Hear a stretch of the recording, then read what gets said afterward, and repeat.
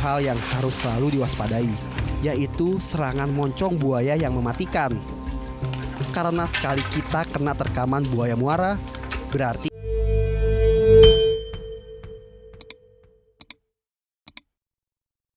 hampir semua spesies Crocodilidae memiliki insting berburu dan membunuh yang sangat sempurna.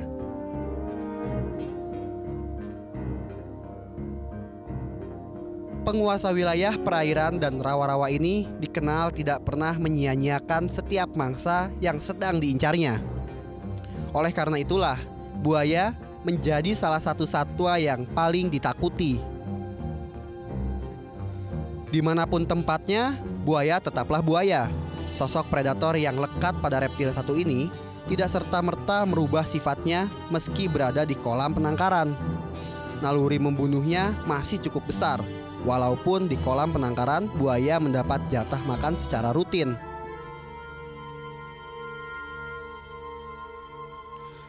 Sebagai salah satu hewan purba yang hanya sedikit mengalami perubahan karena evolusi sejak zaman dinosaurus, buaya hingga kini memiliki populasi terbilang besar.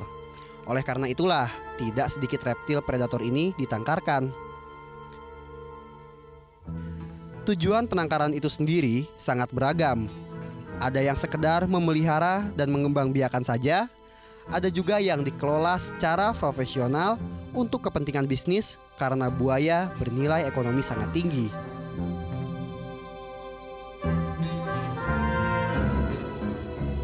Salah satu penangkaran di kawasan Serang, Banten merupakan tempat pengembangbiakan beberapa jenis buaya.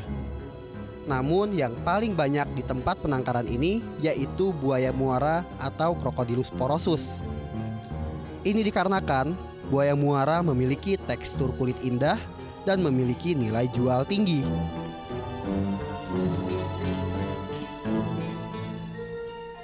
Dari sekitar 225 ekor betina yang ada di penangkaran Desa Cikande Serang, dalam 1 tahun bisa menghasilkan 1000 butir telur. Produktivitas telur buaya ini terbilang tidak terlalu tinggi, dikarenakan mereka hidup dan berkembang biak di dalam habitat buatan.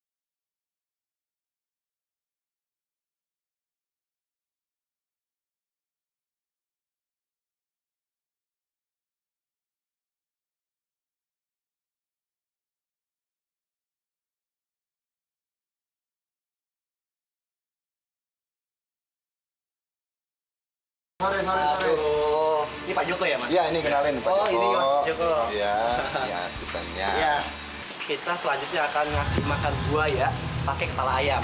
Nah, ini dia nih, kandang buaya yang mau kita kasih makan dan ini adalah kepala ayamnya. Biasanya untuk ini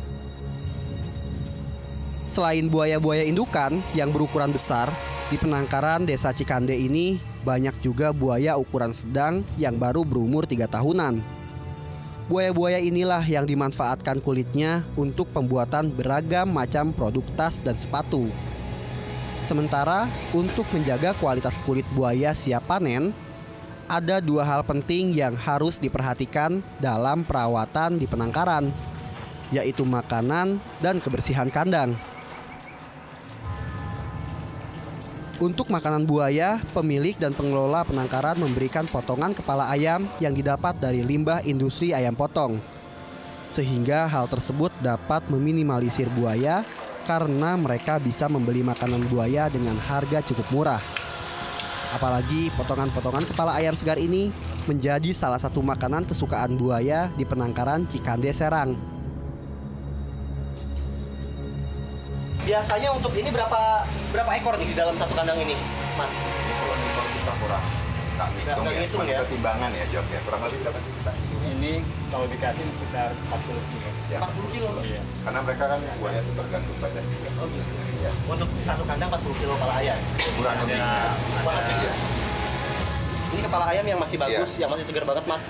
Kalau misalkan dikasih yang busuk atau apa, Biasanya mereka itu nggak mau pengaruh makan. nggak? Oh gitu, nggak dimakan ya, Mas ya? Iya. Di dalam penangkaran, para pekerja memberikan makanan dengan menu potongan kepala ayam sehari 2 kali, yaitu pada pagi dan sore hari. Sedangkan untuk memenuhi kebutuhan makanan tiap harinya, diperlukan ratusan hingga ribuan potong kepala ayam.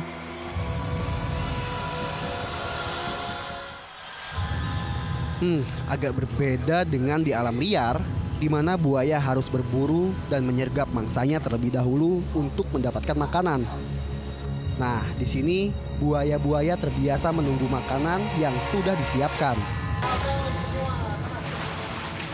Setelah proses pemberian makanan, para pekerja langsung melakukan penyiraman terhadap kandang dan membuang sisa-sisa makanan yang tidak dihabiskan. Hal ini dilakukan demi menjaga kesehatan lingkungan dan buaya itu sendiri. Ini kita melakukan cuci kandang nih biasanya setelah makan. Jadi setiap hari dia makan, paginya kita langsung cuci. Maksudnya untuk menghindari bahwa airnya ini dapat kena bakteri dan juga untuk sanitasi dari kandang itu sendiri. Jangan sampai nanti merusak daripada bagian kulit buaya itu sendiri. Supaya bersih Supaya dan bersih. kulitnya juga kualitasnya baik ya, Iya. nggak jelek jadinya. Iya. Nah pemirsa, buaya aja habis makan dibersihin kandangnya. Kita habis makan harus bersih-bersih juga. Jangan sampai kalah sama buaya ya. Iya. Ini udah bersih belum nih? Udah ya. Udah kita makanan, udah kita bersihin semua. Kita keluar, kita cepat takutnya buayanya takut dan stres.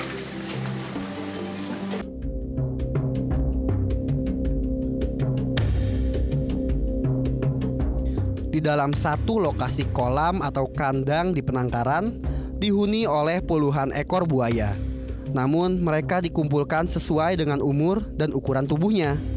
Hal itu dilakukan untuk menghindari sikap agresif buaya yang sering memangsa buaya lain yang ukurannya lebih kecil.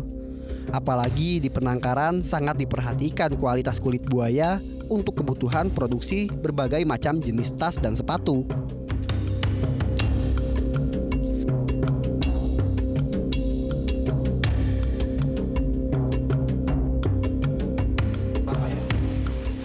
Nah, setelah melihat langsung proses perawatan buaya di dalam penangkaran, kini saatnya saya mencoba berinteraksi langsung dengan predator puncak penguasa perairan ini.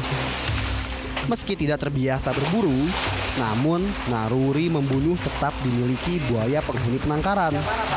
Oleh karena itulah, saya tetap harus menjaga jarak dan berhati-hati.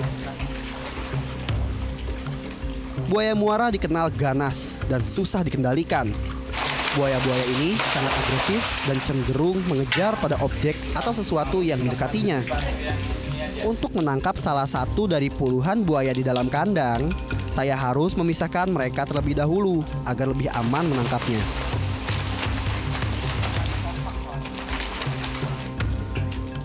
Meski sudah terbiasa menangkap buaya, kali ini saya harus lebih berhati-hati. Karena ruang kolam buaya milik Pak Andreas tidaklah luas. Karena pada dasarnya buaya muara mampu melompat keluar dari dalam air untuk menyerang mangsanya. Buaya ini bisa melompat serta menerkam secara vertikal mencapai ketinggian yang sama dengan panjang tubuhnya.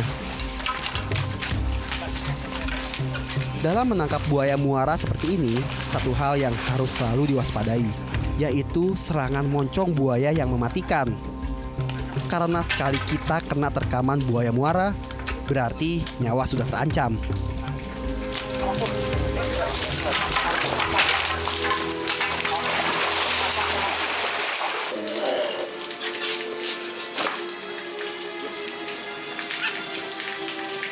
Sekarang lagi nangkep salah satu buaya yang ada di kolam penangkaran ini nih. buaya ini kenapa kami tangkap? Tujuannya akan kita sexing atau kita tes kelaminnya, membedakan antara jantan dan betina.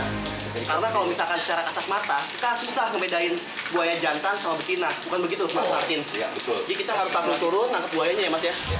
Kita ukur. Ini udah standar panen belum segini, Mas? Ini sih Udah. Udah ya, udah bisa dipanen ya? Berapa tahun umurnya sebesar ini? Ini kurang lebih 2 tahun ya jok ini ya. Tapi Mas Martin, katanya kalau buaya yang masih kecil itu gampang stres ya, Mas? Iya, betul. Itu memang stres. Kayak ini juga habis ini kita harus kasih treatment berbeda kalau takutnya mereka stres. Kalau ada stres nggak pernah. ada anti stres. Ada ya? Itu berupa obat atau perlakuan khusus? Kita pakai obat juga ya. Kita lihat kondisi bagian dadanya. Bagian dada. Oke, kalau dibalik ya. Kalau di ataan yang kenceng ya. Paru-parunya masukin. Wih, bagus ya. Ini bintik-bintik gini. Ada Goresan-goresan ini masih kurang bagus. kurang bagus. Oh gitu. Jadi pemirsa, kita kan ngetes ini juga nih kulit bawahnya. Jadi kalau misalkan masih ada goresan-goresan kayak gini nih, bekas luka, itu masih kurang bagus. Supaya sembuh dulu ya, tunggu. Ya kita Ya. tunggu. Oh gitu. Jantan. Ini Oh jantan. jangan gitu, saya coba buat ya. Boleh. Dicolok Mas. Iya, ini ya. Ini terus Tarik tarik. keluar. Oh iya, biar keluar benar. Oke, jangan terlalu lama kan ya? Iya. Kasihan. Mati jadi mati. Oke, kita lepas lagi. Jadi lipat.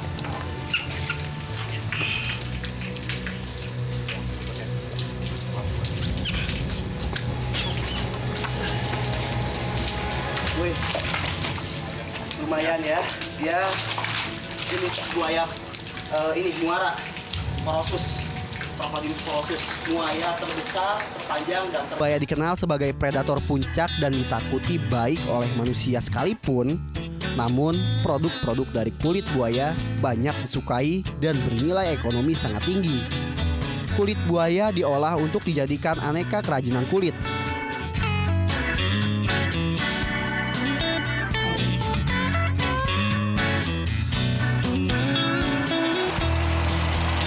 ini proses apa nih Mas Martin? Ini namanya tannery-nya. Tannery ya? Ya, ya. Dari mentah buat menjadi kulit jadi. Indonesia terbilang sebagai pengekspor besar kulit buaya. Data terakhir mencatat sekitar 15.228 potong kulit dikirim ke berbagai negara di belahan dunia. Di antaranya Singapura, Jepang, Korea, hingga Italia. Dari jumlah ekspor tersebut, sekitar 90% berasal dari kulit buaya di penangkaran. Sebelum menjadi kulit siap pakai, untuk berbagai jenis produk, kulit buaya harus diolah melalui beberapa tahap. Dimulai dari proses pengeringan yang memerlukan waktu hingga 24 jam lebih. Proses ini dibutuhkan untuk mengurangi kadar air dan minyak. Setelah kering, baru kulit masuk dalam proses penyamakan atau pelapisan. Proses tannery ini sendiri itu berapa lama Mas sampai si kulit tuh jadi kayak gini, jadi kayak bahan? Kalau ini mungkin Mas Jimin ini sebagai kepala ini bisa berapa lama? Halo Mas Jimin, Panji. Ini mau tanya-tanya Mas, proses tannery ini sendiri sampai jadi bahan dari mentah itu berapa lama Mas? Bisa 2 minggu mas. Wow, 2 minggu Iya, karena ini banyak tahapannya. Iya. diputar kayak gini Mas. Ya, Mungkin bisa sedikit cerita Mas tahapan awal gitu loh sampai akhir kayak gini gimana? ya kulit pertama masuk dalam drum itu, Yang ini ditambah air, kemudian diputer. Pakai air aja ya? Ya. Dan bahan Enggak, kimia? ada kimianya. campuran kimianya. Ada kimianya, ada kapur itu untuk ngilangin sisiknya. Oh gitu. Biar Jadi gak bau rendamnya juga. 2 hari untuk pengapuran aja, ngilangin sisiknya aja. Untuk ngilangin sisiknya aja pemirsa, itu direndam dan diputar selama 2 hari di situ. Setelah itu Setelah itu kemudian dicuci, cuci, dimasukin lagi ganti obat lagi.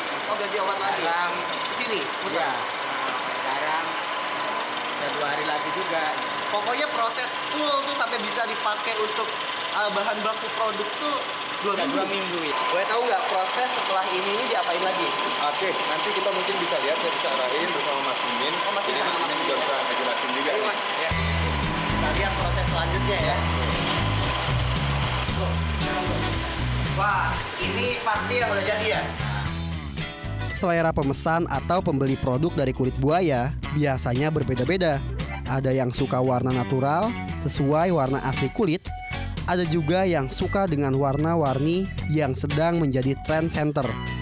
Sehingga pabrik pengolahan kulit buaya harus melakukan proses pengecatan sesuai pesanan atau permintaan pasar. Mas, ini kok bisa jadi merah, coklat, terus biru? Ini pakai pewarna atau prosesnya gimana? Terus bisa mengkilap gitu loh. Oke. Kan aslinya kan itu kan gitu doang kan, Nah, coklat kayak gitu. mungkin itu Mas Dimin nanti bisa mengarahkan. Ya. Kalau warna-warnanya bisa karena dikasih warna ya, diwarnain kanan ya. Nah, kalau seperti ini Mas tadi yang bertanya mengkilat seperti apa, mungkin kita bisa tunjukin bagaimana cara mengkilatkan. Karena cara biasanya orang kebayangnya, wah mengkilat ini karena dispray, tapi sebenarnya tidak. Nah, ini namanya proses bleaching. Yang membuat Mengkilat ya. Nah, seperti ini. Coba. Mas membayanginnya pasti kan di spray. Spray itu. Nah, ini sebenarnya tidak di spray. Jadi kita tidak takut warnanya hilang. Coba deh, Mas. Coba deh. Oh, itu batu ya? Iya, yang menggunakan batu aja. Oh, coba gimana sih prosesnya?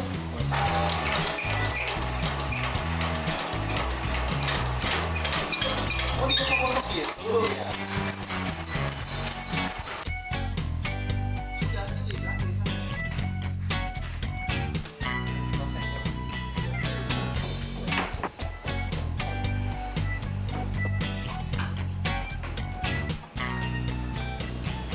Ya pemirsa, ini dia produk-produk yang udah jadi, yang bahan dasarnya ini dari kulit buaya. Ternyata sangat bagus dan cantik banget ya Mas ya.